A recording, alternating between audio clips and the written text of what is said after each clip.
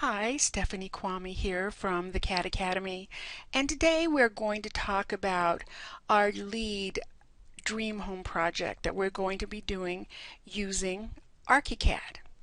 And I think the first question you probably have is, what is LEED? And LEED is really about trying to save our environment so that we can leave our children better off than we have been. Unfortunately, our predecessors have left us with environmental waste. You can see the air is full of pollution in big cities, and of course we've had oil spills, and we basically are not taking good care of our environment. And a couple of people in 1996 thought they should do something about it. And I think this is great because it shows you that two people could start an international movement, because that's what happened. It turned into an international movement. So it doesn't take many people to make change in this world. But they did a council called the U.S. Green Council. And green really refers to something that saves energy, that is well insulated, and reusing of materials. So that's basically what that's all about. And then the council established a rating system called LEED, or Leadership in Energy and Environmental Design, for implementing these wonderful choices. And they came up with the rating system so something could be certified by getting 40 to 49 points, and platinum by getting 80 points or above. And basically it breaks down into 8 categories. And so we're going to learn a little bit about LEED. The first category is ID, and it stands for Innovation and Design, and it's worth up to 11 points. And with innovation and design, a person would have to come up with something very extremely creative, over, above, and beyond, or perhaps a new innovative idea for saving energy or making sure we don't pollute. I am going to talk a little bit about these little houses here. These are Earthship houses that are just outside of Taos, New Mexico. And years ago, people got together and they decided they wanted to not have to plug into the power grid, that they wanted to be self-sustaining, and they started a community, and they literally call them Earthships. And if you drive in that area, they look so strange that they kind of look like little spaceships on Earth. But they get power from solar power or turbine power, and they collect rainwater, bring it in. And so that would be they are, you have to give it to them for being green and sustainable. It's interesting buildings. And when you design something for a LEED, it doesn't necessarily have to be real large. You can design something where you can actually enjoy the outdoors. So a smaller building on a larger site would give you more room to enjoy what's already on that site. I love that little building with the carport. Of course, it would be like a very efficient either gasoline, or it could be an electrical car with that small innovative house, and that's really cool. So you can do something like that. I have a fireplace there because I think always a house should have a fireplace. I lived in Denver during a blizzard, and that's when I really decided we are victims of our own technology. Without power, store doors don't open, you don't have anything to keep things cool or hot, and you can't heat yourself up in a house when it's freezing below zero outside, and you also can't cook anything. So that's why a fireplace would always allow you to do both. So every house I have will always have a fireplace in it. LL is for location and linkage, and it's worth 10 points. It's placement of homes in a socially and environmentally responsible ways in relationship to the larger community. We have too many subdivisions, like the picture on the lower left, where the houses are just packed one on top of another. You really can't even see any trees in there, and there's no open green spaces for people to enjoy. And the middle picture is Central Park, which was designed in 1857. The city planners thought ahead enough to decide, well, these people that live in Manhattan are going to need something really nice here, so let's do this park. And you can see there's buildings right up to the edge, just massive amount of people right up to the edge of the park, and then they have this beautiful park to enjoy. And so that was a environmentally responsible thing for them to do back in 1857. Also, placement of your building on site and letting the endemic or the plants that are that grow there naturally be part of your landscape is a great idea as well. SS stands for sustainable sites, and you can get up to 22 points for that. Sustainable landscapes balance the needs of people and the environment and benefit both. Why not do communal gardens where everybody can have a little small plot? You can share vegetables and fruits, and the time to market is a little bit longer if you go to the grocery store, but if you get it right fresh from the plant, just think how wonderful that would be. Also using native landscaping like we discussed, but how about native landscaping on top of a green roof? There's so many in the cities, you see so many green roofs happening nowadays. And one that's interesting is Mayor Richard Daley did one on top of the City Hall. But instead of it being like a garden for people to enjoy, he actually put in plants, and it has a beekeeper, and they actually collect honey. It's amazing to me sometimes. Also, instead of concrete driveways, spec out, why not spec out pavers where the rain water can come in and water the earth beneath it, and instead of just running off and doing no good to the soil. Frank Lloyd Wright was such a wonderful architect, and he's long passed, but you might want to study him. He believed in organic architecture, or that buildings should fit in their environment, and that is called the waterfall house.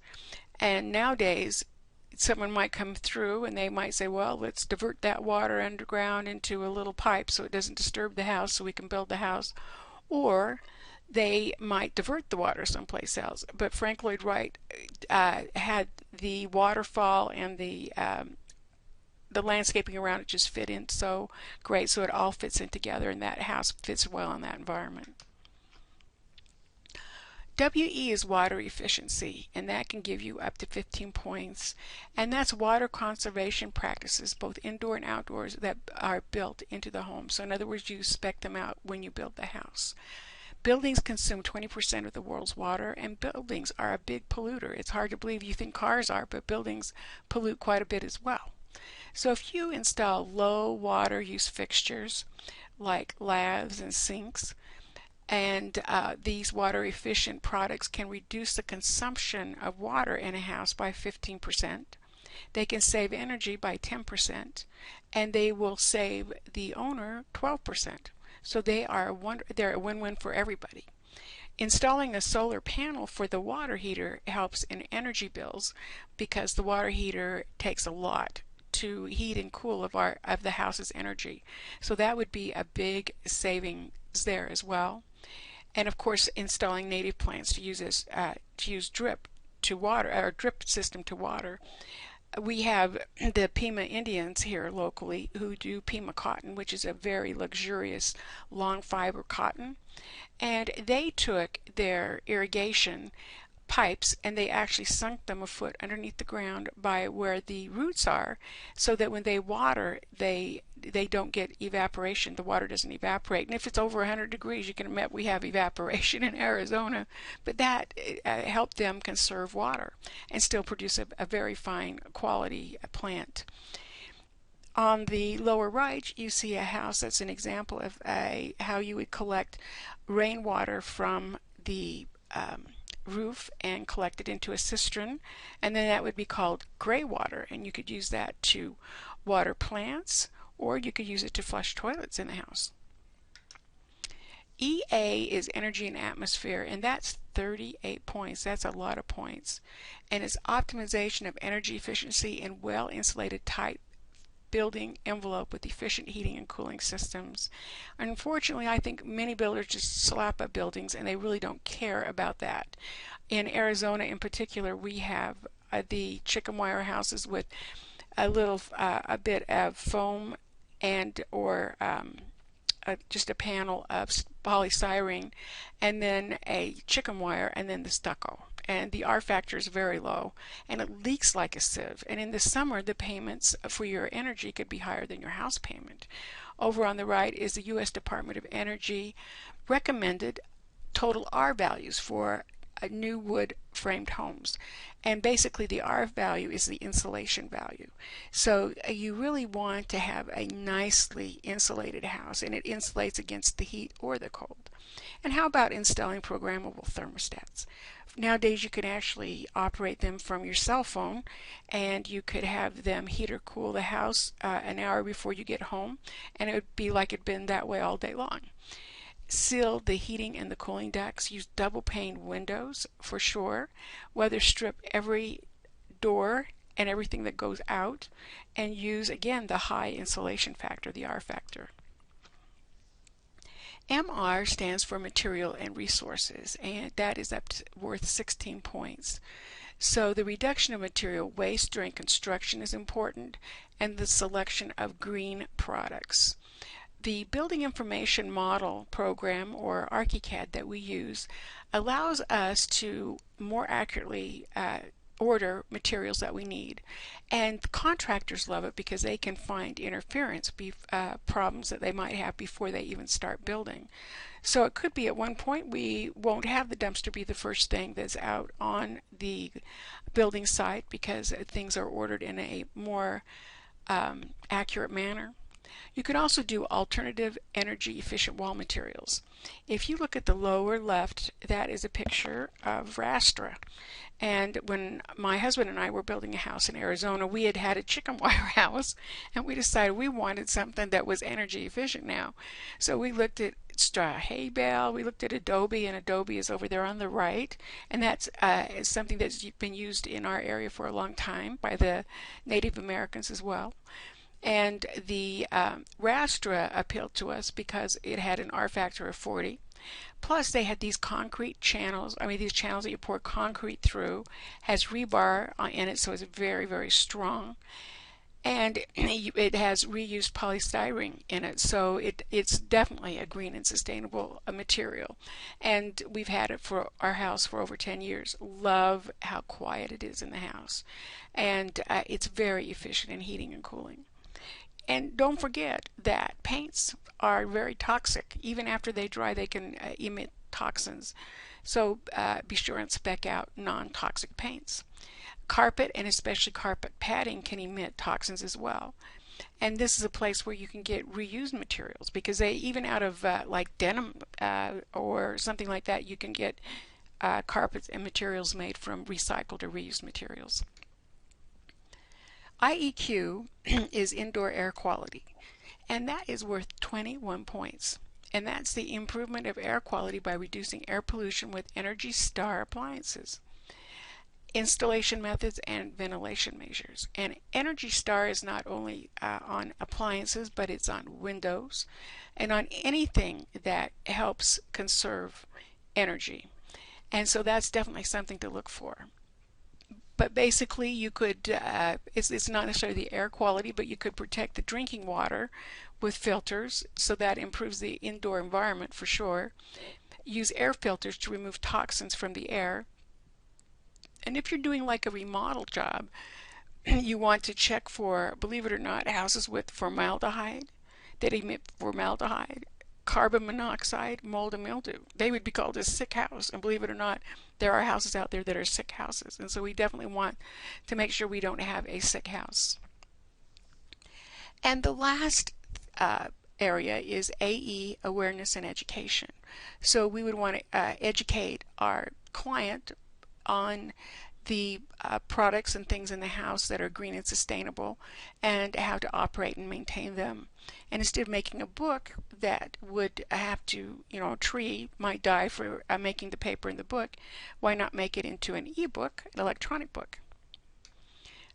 Early on in this movement, I was doing a class at the Lawrence School of Technology in Detroit, Michigan, and I was so amazed by the Tubman Student Services Center. It was one of the first buildings I had ever seen that was LEED rated or LEED certified. It's 12,000 square feet, and over 60% of the roof is green roofs or vegetated. They collect rainwater and it drains into a 10,000 gallon cistern, and that's used for toilets and irrigation. And they have 120 geothermal wells 300 feet deep that help heat and cool the building. So that way the building can be mostly off-grid. And they have a few of the wells show up in a semicircle uh, pattern that you can look at, and they kind of glow blue at night. But they found out they didn't need as many wells, and so as we go ahead in the green and sustainable movement, we can find that things like that you could only get by with X amount of a geothermal well. So this is the project. It is to build and design a LEED dream home and using our BIM package, which is ArchiCAD. By now you've done projects with it, and so you're getting pretty good with it. And so this is one of the last projects we're going to do. And we can make this a project or a contest. We're going to provide instructions for this dream home on the instructor portal, like the lot size, the city code. And we're going to also provide a document called LEED Light with a point system, so you can you can gain points by doing certain things with your building. And we're going to award a first, second, and third place winners at each school, and they'll receive a personalized certificate from the CAD Academy for their wonderful accomplishment. And we're going to have the first place winners enter into a national competition, and they are going to get some grand prizes, which we will announce later. Learning about LEED is very important. Right now, most architectural firms, and especially the large ones, have at least one certified LEED expert on staff, and that means that person studied and took a test, and he's very knowledgeable about LEED, because customers do care, just like you care about our environment and saving our environment for our children. So that's what we're up to. That's the project, and we'll get out a little bit more information on that as we go. And thank you for listening.